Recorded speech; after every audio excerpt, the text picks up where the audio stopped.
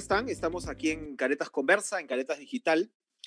El presidente de la República en estos días, pues, que son, ¿no? Que no dan pausa, ¿no? Que no dan tregua. Es difícil incluso ver hacia un horizonte mediano. Yo me acuerdo, ¿no? Antes cómo se podían hablar de planes, de agendas, de marcar, ¿no? Un derrotero. Ahora realmente es difícil con el ritmo noticioso, que en realidad es el ritmo de los acontecimientos. No es una fabricación de los medios, como ha dicho el presidente Castillo, que ahora ha declarado finalmente ante Fiscalía y ha dicho que él no se va a someter a casos mediáticos. Pues sus casos son bastante reales, pero más allá de sus problemas judiciales y penales que están imbricados con el otro anuncio que ha hecho, que es que espera mañana juramentar un nuevo gabinete luego de la renuncia del primer ministro Aníbal Torres. Y uno lo primero que se preguntaría es, bueno, ¿quién va a conformar ese gabinete? ¿Cuál va a ser el estilo de ese gabinete? ¿Va a cambiar en algo el curso de la crisis una nueva conformación ministerial?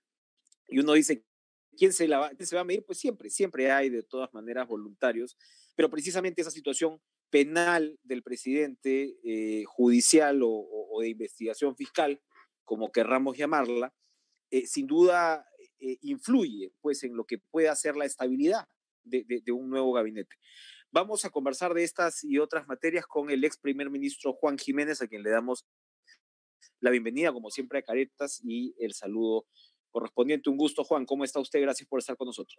Muchas gracias, Enrique. Un placer, como siempre, verte y estar en actividad.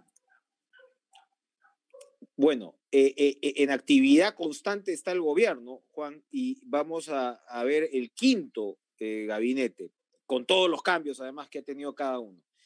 ¿Qué se puede esperar de un gabinete a estas alturas? Porque hemos conversado antes, ¿no? En los meses anteriores, y claro, se decía pues un gabinete de consenso, ¿no? Un gabinete en el cual de alguna manera el presidente no tenga ya tanto protagonismo, y hubo ensayos, wishful thinking, como dicen los gringos, y en realidad no se dio en ningún momento. Y uno se pregunta si a estas alturas ese gabinete de consenso, número uno, es posible, y número dos, aplacaría, de ser así, el nivel de crisis en el que estamos inmersos.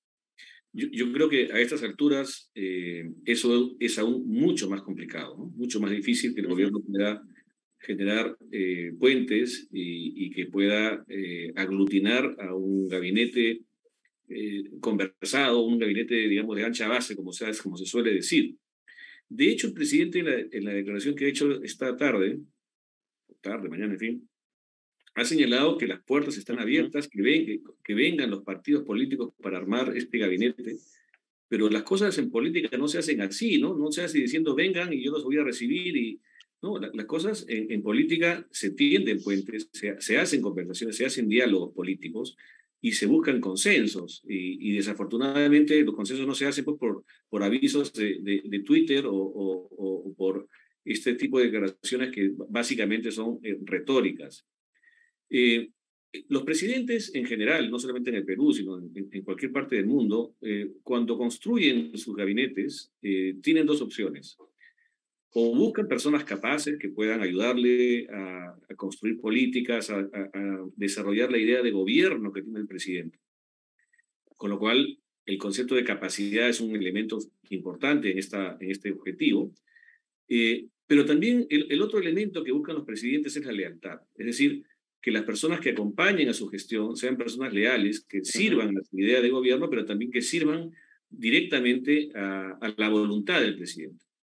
Obviamente es muy importante que un presidente pueda encontrar gente capaz y leal, sería lo óptimo, pero desafortunadamente lo que estamos viendo en el caso peruano es que obviamente el presidente no ha conseguido reclutar personas capaces, salvo algunas excepciones, como el caso, por ejemplo, de César Landa, en fin.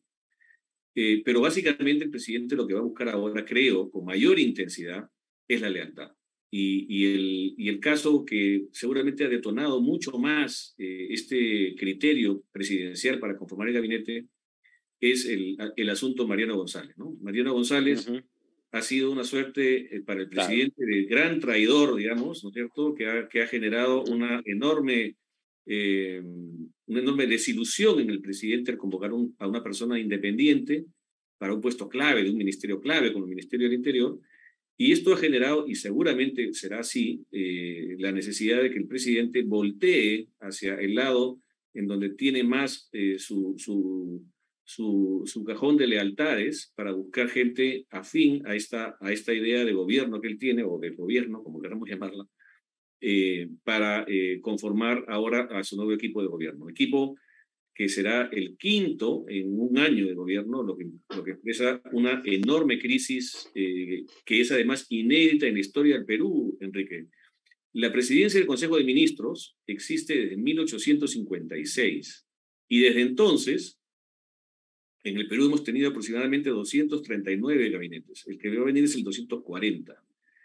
Y esto implica, en un ejercicio aritmético, que más o menos un gabinete dura en el Perú en promedio 8 meses. Algunos más, algunos menos. Pero en el caso del gobierno del presidente Castillo, los gabinetes han durado apenas en promedio 2 meses y medio. De hecho, Aníbal Torres es el presidente del Consejo de Ministros que ha durado más en este gobierno, ¿no? Creo que tiene 4 meses y un poquito más. Sí. Entonces, esto evidencia una carencia, digamos, de gobierno, una crisis de gobernabilidad muy fuerte que afecta a la conducción de las políticas que tiene el Perú, o que debería tener el Perú. Y de hecho, hay que decir en esto que esta falta de conducción, esta falta de gestión en la administración del Estado, lo que está generando es que nos estamos quedando sin políticas. Por ejemplo, Enrique, lo que voy a decir es bien importante. El plan bicentenario, que es el plan que aglutina a todo el Estado y que parte de las políticas del Acuerdo Nacional, venció en el 2021. No tenemos, ese plan tiene que hacer un nuevo plan, digamos, estratégico nacional, y no se ha hecho. El plan estratégico nacional que se está planteando es hasta el 2050, si no me equivoco, pero no existe, no se ha aprobado todavía. El Plan Nacional de Derechos Humanos venció en el año 2021, el año pasado. Yo no sé con qué cara el gobierno recibió a Michelle Bachelet hace algunos días, y no sé qué explicación le habrán dado de que el Perú en este momento no tenga metas, resultados, estrategias para poder desarrollar los derechos humanos en el país. El plan anticorrupción también venció el año pasado. No tenemos un plan anticorrupción en el Perú en este momento. Y lo más trágico, es lo que voy a decir, el plan contra la violencia de género, que es este asunto tan negativo y que tanto afecta a la sociedad peruana, ahora inclusive teniendo un congresista violador, ¿no es cierto? Así es. Venció también en el 2021. No tenemos un plan contra la violencia de género. Entonces, cuando uno comienza a ver cuál es la causa por la que el gobierno no está desarrollando una serie de acciones, porque en este momento, o mejor dicho, de los últimos 20 años, en el Perú estamos gobernados por planes y políticas. Felizmente que es así. Puede ser que sean políticas débiles, que no se haga al 100%, pero por lo menos el intento del Estado es establecer metas y resultados en las políticas que se desarrollan, y más o menos el 60% del presupuesto público se está enfocando en el presupuesto por resultados, que implica que precisamente tengamos políticas que busquen resultados y que se financian a través del presupuesto público. Desafortunadamente, el gobierno, con esta seguidilla de errores, de malos conductores, de malos gestores públicos, lo que ha conseguido es que paulatinamente los planes y políticas que existen en el Estado hayan venido venciendo y que no tengamos el reemplazo de estas políticas en adelante. Y esto creo que es la marca del gobierno, una marca de falta de dirección política, una marca digamos, de no tener iniciativas en políticas, en planes que puedan de alguna manera darle dirección, darle sentido a la acción de gobierno, ¿no? Claramente el gabinete que venga no va a recuperar esa metodología que usted señala, que es fundamental, que no por no estar, digamos, en el ojo diario de los medios, le quita importancia, precisamente. Nosotros conversábamos hace un tiempo sobre este libro tan interesante que usted publicó, que entre otras cosas tenía de política anticorrupción, pero proponía una reforma del alto gobierno.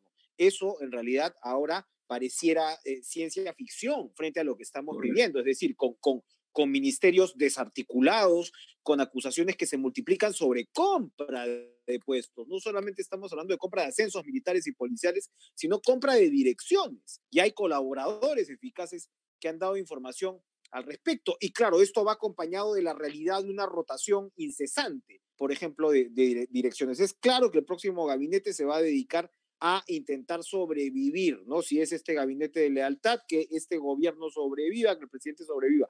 La pregunta de ahí es, ¿cómo revertir la situación? Es decir, porque tarde o temprano, probablemente más temprano que tarde, esto va a tener que tener algún tipo de definición.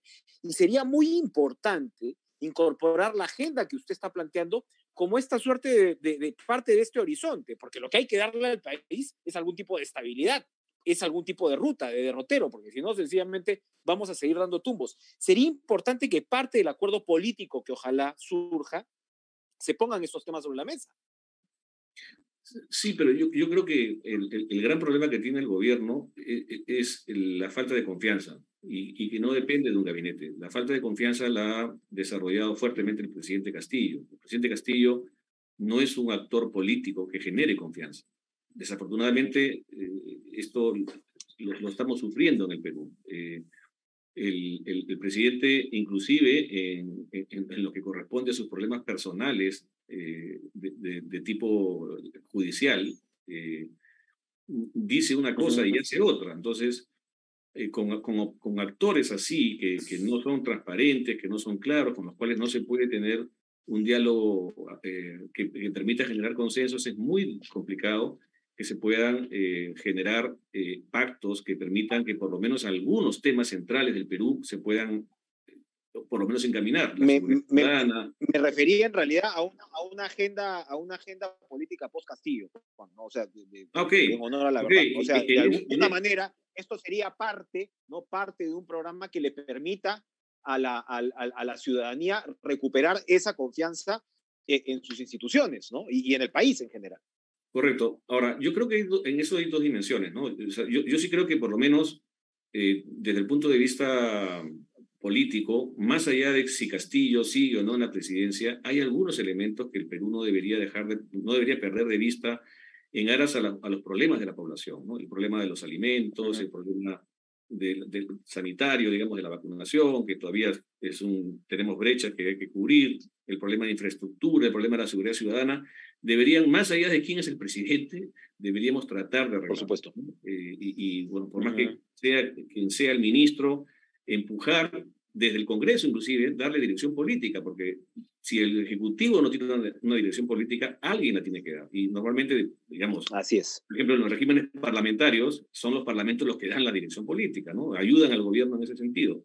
Entonces, pero sin embargo, tampoco vemos un liderazgo en esa materia en el legislativo. Entonces, pero sí hay que invocar, yo creo que los medios, la opinión pública puede tener la posibilidad de tratar de empujar, de que por lo menos tengamos 4 o 5 temas centrales que más allá de quién gobierne o más allá de quién esté legislando, pues tratemos de arreglar los problemas, porque la gente los está sufriendo todo el tiempo.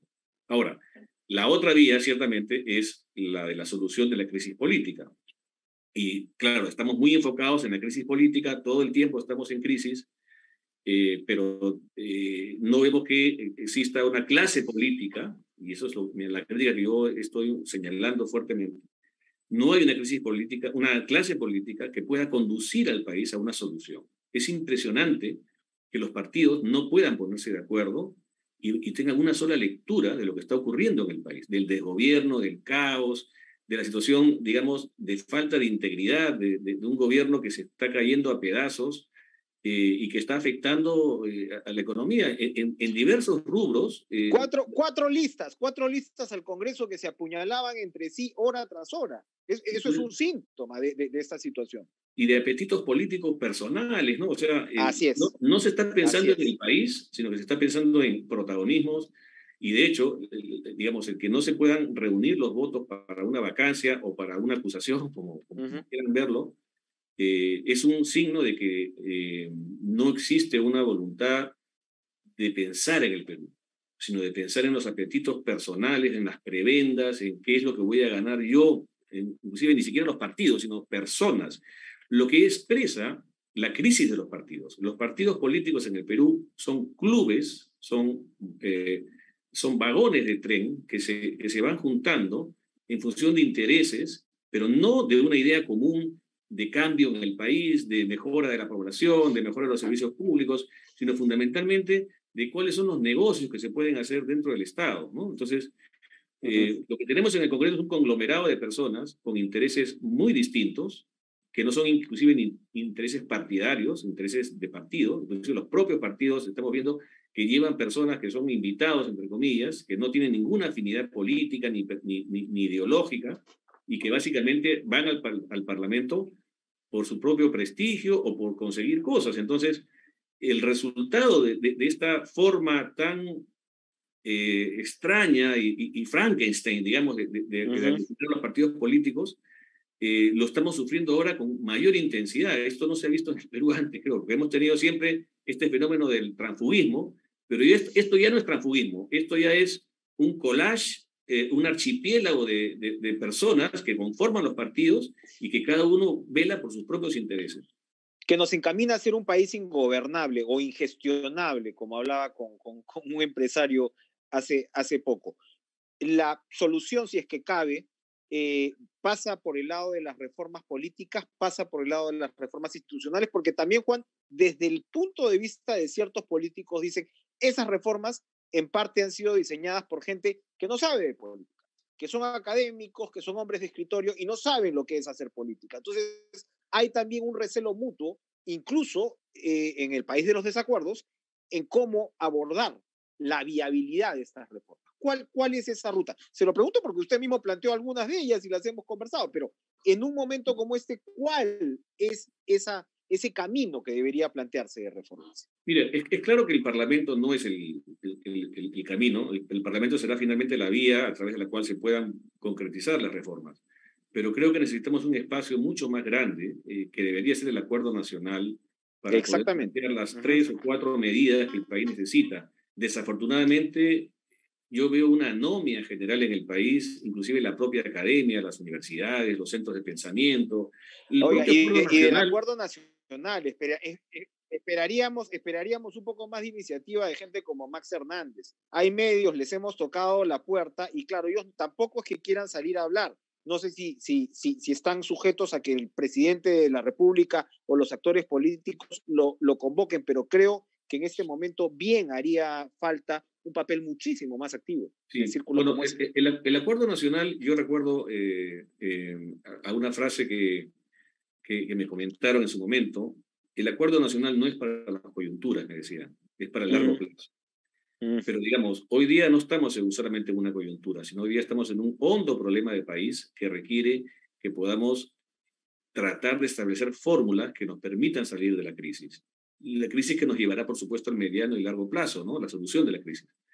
Y en ese sentido yo creo que el acuerdo, o sea, el Perú tiene una ventaja respecto a otros países. Tenemos un espacio de concertación, un espacio de diálogo que nos puede permitir, por lo menos, diagnosticar el problema y ver qué soluciones hay. Porque creo que las reformas políticas que se dieron en la época de Vizcarra no han sido finalmente las reformas que el país necesitaba y por el contrario nos han generado un problema mayor. Este asunto, por ejemplo, de la no reelección, creo que ha sido un gran error, ¿no es cierto? Y creo que efectivamente, como dices tú, estas reformas de escritorio, de gabinete, no han sido las más esperadas o idóneas que busquen precisamente la solución.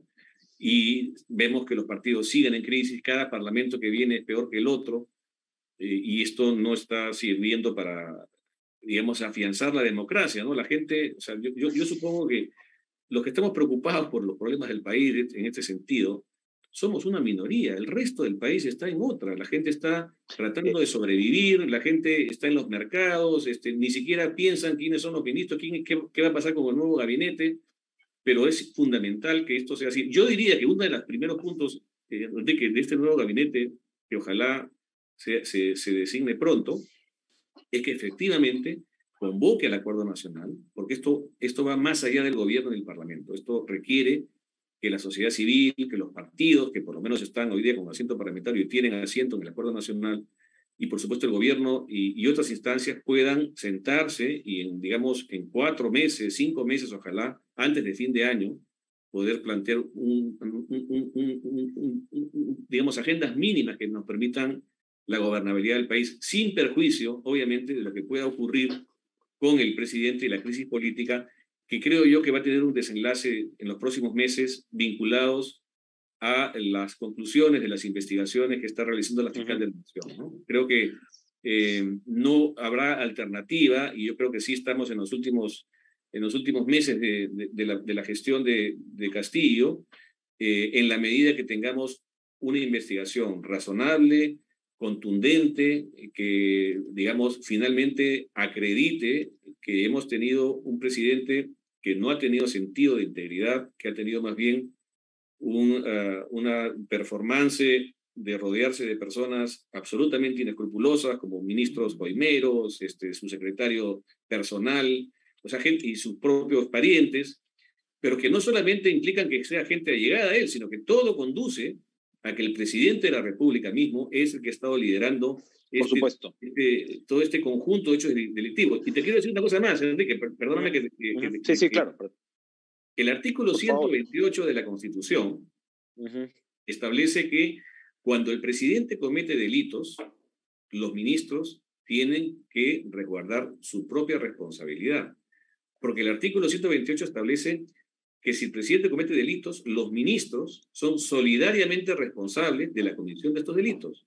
Entonces, salvo, en la medida que salven su voto o renuncien, mejor dicho, y renuncien, porque tienen que salvar su voto y renunciar, el ministro no tendrá responsabilidad política. En el caso que se ha abierto últimamente por parte de la fiscal de la Nación de obstrucción de la justicia, aquí tenemos a un presidente que ha hecho ejercicio de su poder político, de su poder como presidente, que obviamente tiene responsabilidad política los ministros y no el presidente, pero si ha cometido delitos, el artículo 128 establece que los ministros serán también responsables. Entonces, esta investigación que se ha iniciado contra el presidente va a tener seguramente en el futuro una ampliación a todo el gabinete, lo que implica que si el presidente sigue cometiendo delitos con el nuevo gabinete también podrá ser incriminado en la medida que no salven su voto o no renuncien. Entonces, las cosas no vienen de inmediato. Las cosas en política y judicialmente, sobre todo, se tramitan después que uno sale del cargo, ¿no? Así que el consejo para los ministros es que tengan cuidado porque los actuales y los que vengan, tengan cuidado porque las responsabilidades penales, en este caso, son solidarias. Valiosísimo consejo para que escuchen algunos. Ponerse el fajín puede ser un golpe de ego para muchos, incluso en circunstancias como las actuales, pero puede complicarles la vida. Me quedo con una idea final de usted. La gente está viviendo por fuera de la política, la gente ya está viviendo en la política, la gente está fuera de la órbita pública o por encima, ¿no? Está tratando de sobrevivir y eso es particularmente grave, porque eso nos puede llevar realmente a una desarticulación social. Pienso en el caso de Centroamérica, que usted conoce también, y que seguramente sería objeto de una interesante conversación en un futuro. Y realmente atemoriza que perdamos nuestra dimensión pública en medio de una situación como esta. Ojalá se pueda reencauzar. Usted ha planteado ideas bastante interesantes, bastante importantes, y para empezar, a ver si en el Acuerdo Nacional escuchan un poquito más. Gracias, Juan Jiménez, como siempre, un gusto conversar con usted. Encantado, Enrique. Muchas gracias. Gracias. Un fuerte abrazo.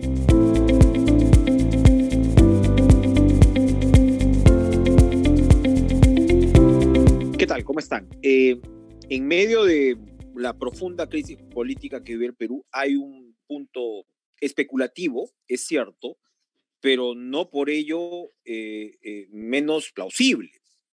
Anoche, en una muy inusual visita del secretario de Relaciones Exteriores, es decir, el canciller mexicano Marcelo Ebrard, estaba al filo de la medianoche prácticamente reunido con empresarios de su país, con el presidente Castillo, y luego, como él mismo lo había revelado, ha estado un par de horas acá, básicamente, y ha seguido hacia Bolivia y hacia Colombia. Hace algunos días se dieron trascendidos sobre un supuesto pedido, ¿no?, de el embajador Harold Forsyth, el embajador ante la OEA, una llamada a México para ver la posibilidad de un asilo político para el presidente Pedro Castillo en caso pues las cosas se compliquen todavía más para él. Nada de esto, como digo, ha sido confirmado, pero esta visita del señor Ebrard llama la atención, siendo además que anteriormente otros ministros mexicanos de Manuel López Obrador han venido a dar asistencia, apoyo. Y un punto más que añado, es que en su retahíla de tweets del día de anteayer, el presidente Pedro Castillo no solamente atacó a la fiscalía, sino que invocó a la comunidad internacional, lo dijo así, invocó a la comunidad internacional por lo que él consideraba el desmantelamiento del equipo de investigación de los cuellos blancos del puerto, ¿no? Entonces, en ese contexto es que se da esta especulación, que como digo, no se teje en medio de la nada. El internacionalista especialista, por supuesto, en la materia, Juan Belín, nos va a ayudar en este ejercicio de especulación inteligente, diríamos, ¿no? ¿Cuál podría ser un camino dentro de la institución del estatus del refugio político? Rafael Correa hace poquitito, en abril, recibió finalmente su condición de refugiado político en Bélgica, desde donde reside, apenas terminó su mandato. Situaciones como la de Evo Morales, situaciones que hemos visto en Argentina, etcétera, etcétera. Don Juan, un gusto verlo. La introducción era básicamente para que nos ayude a, como digo, a especular de manera informada. Gracias por estar con nosotros. Muchas gracias, Enrique. Y yo creo que tú has puesto en contexto la situación. Yo voy a sacar algunos elementos y los vamos a ordenar para irlos hilando un poco, digamos, con alguna escrupulosidad. Primero es el hecho de que México es un país muy cercano al gobierno del Perú. Que el gobierno de Andrés Manuel López Obrador es un gobierno que le ha dado casi desde el inicio de la administración del presidente Pedro Castillo asesoría. Se la ha dado en varios temas. También se la dio en el traspaso de poder. Eso es importante tenerlo en consideración. Cuando el presidente Castillo en su último Twitter manifestó que ponía él en anuncio de la comunidad internacional los, digamos, desfases que se estaban suscitando en la Fiscalía del Perú, se dirigía posiblemente al país más cercano al cual él apela en situaciones de conflicto, que es, sin lugar a dudas, México. Ese es un tema.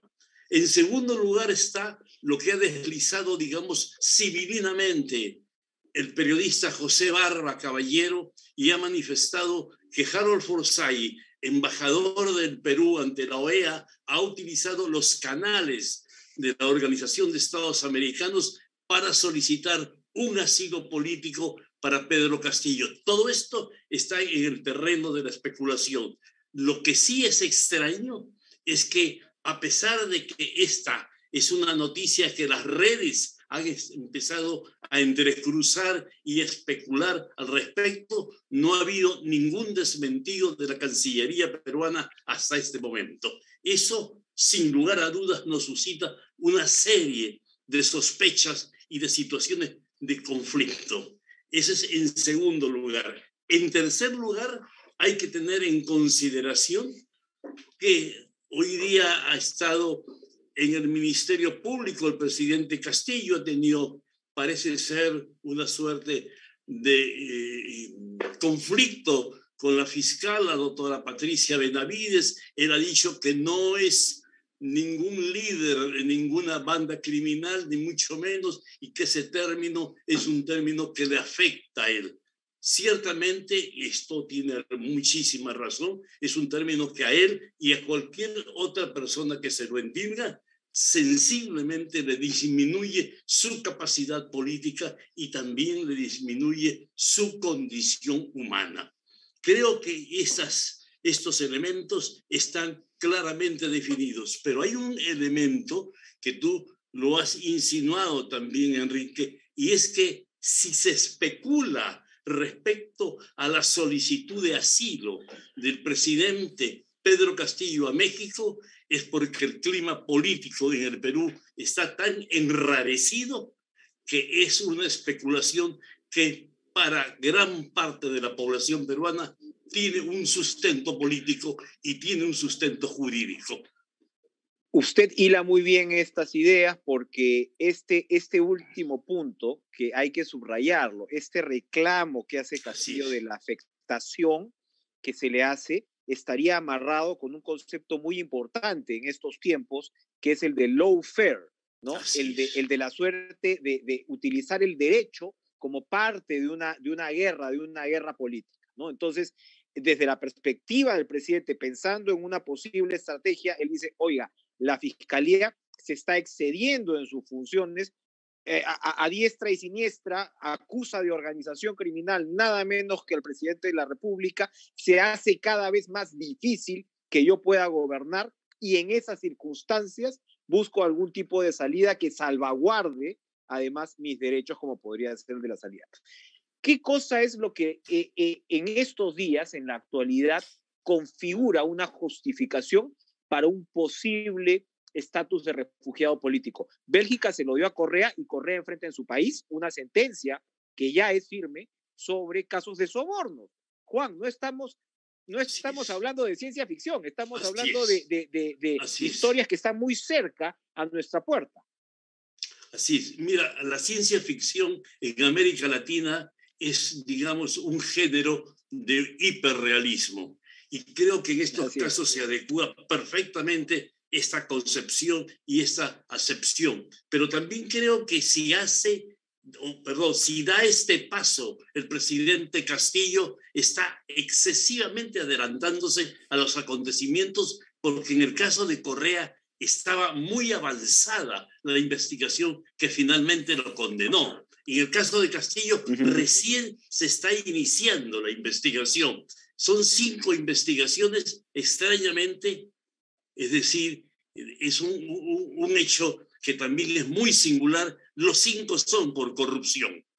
Y es el principal elemento que utilizó Castillo durante su campaña, era el combate a la corrupción, era la transparencia. Y aquí lo que nos trae a la memoria es esa vieja sentencia de decir, dime de qué te jactas para saber de qué careces. Es decir, Castillo habló en todo momento y hasta ahora sigue hablando sobre la corrupción y se da a la luz pública a cada momento una serie de hechos que atentan contra, digamos, el buen sentido y la dignidad de los demás. Es decir, yo realizo este tipo de situaciones y doy este tipo de pasos porque tengo una subestima a los demás. Es decir, los puedo engañar a los demás.